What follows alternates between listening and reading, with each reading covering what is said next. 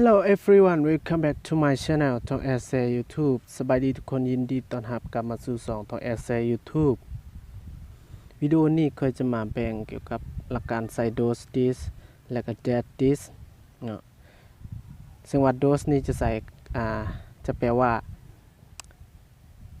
เรานั่นเนาะเรานั่นจะใส่กับสิ่งของหลายอย่างขึ้นไปเนาะนับแต่2อันขึ้นไป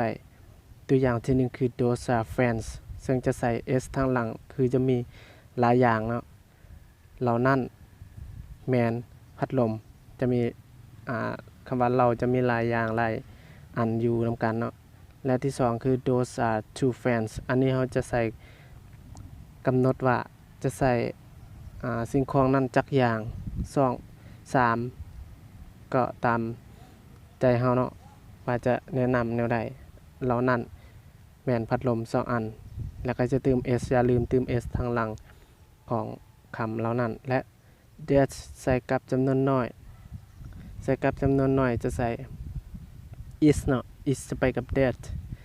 หรือว่า that แล้วก็ตามด้วย is that is a pen อันนี้ประโยคที่1ประโยคที่2คือ that is one pen ก็คือการเราจะใส่อันนี้กำหนดได้แต่ว่าไม่ต้องใส่ s ทางหลังส่วน this จะใส่กับจำนวนหลายตัวอย่าง these are two dogs และ these are cats นี่จะเป็นแบบ2อันขึ้นไปคือการแต่ this นี่จะใส่เรานี่จะแปลว่าเรานี่เนาะจะเรานี่กับเรานั่นก็จะใส่คล้ายคือกันแต่ว่าจะมีต่างที่เฮาแปลเนาะต่างที่เฮาจะว่าเรานี่มันอยู่ที่นี่เรานั่นมันอยู่ที่นั่นจะมีหลายอย่างกันไปและก็จะเติม s ทางหลังของคำเนาะและ this จะใส่กับจำนวนน้อย this ซึ่งจะไปวันนี้ใส่กับจำนวนน้อยตัวอย่างที่1 this is a car อันนี้จะเป็นนี่แมนรถคันหนึ่งและที่2คือ this is one car คือกันเนาะนี่เป็นรถคันหนึ่งรถอันเดียว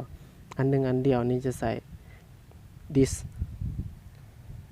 ส่วน this จะเป็นเรานี่อันนี้ this จะเป็นนี่หรือว่าอันนี้